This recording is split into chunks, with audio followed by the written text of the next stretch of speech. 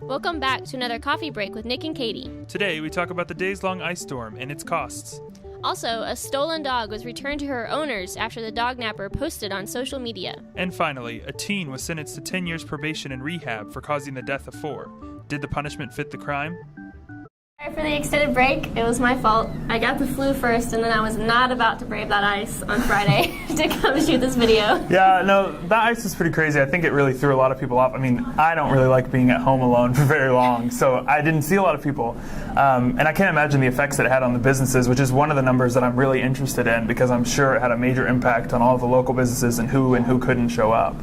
Yeah, definitely. I know I did not go anywhere this weekend, so I was not Christmas shopping and doing my part for the economy. But we do have some numbers. The city of Fort Worth released some numbers Tuesday morning that they had spent about $200,000 so far in overtime and materials used, and Tarrant County spent about $500,000 as of Thursday. So some pretty big numbers there. Yeah, one of the things that I was shocked about is that as of Tuesday, they had worked 5,600 hours just on the ice, and that was just, I think, TPW workers. But I mean, that's a lot of billable time, so I think that we're going to see that number inch up. Yeah, I think so as well.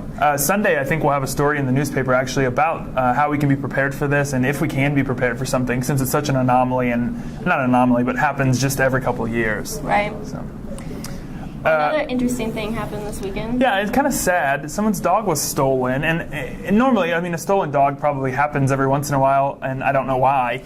But this one picked up traction, became viral across the nation, and it became viral because a man stole the dog and then posted on a really popular social media site called Reddit, and said that he stole the dog because it had been abused, and it was in this really small crate thing, or like a dog run thing, and outside. It was outside, and it looked really cold, and so he just decided he was going to save it. But then I have to say, the dog he stole was a Swiss mountain dog. Right. So maybe the ice wasn't that effective. I think the ice wasn't that big of a deal. I know, and so they post on there, and then all these people comment. I think some people were pro him, saying good for you for saving this dog, and other people were like, why would you steal someone's dog? That's illegal. So what happened was it went back and forth on this site, and tons of people tuned in, and then as of Thursday, the dog's name is Heidi. Heidi was returned. So that's really exciting, but I still think that people are going to be looking into whether charges are pressed against someone who stole your dog. Yeah, the police are still investigating, so we'll have to continue to watch that story. Another news story out of Tarrant County really has swept across the nation, and that is the sentencing of a teen who received 10 years probation and some rehabilitation services after he killed 4 people and critically injured others in a car accident in which he was 3 times the legal limit intoxicated. So, I mean, there are a lot of people on both sides of the story that are wondering, was that too little of a punishment?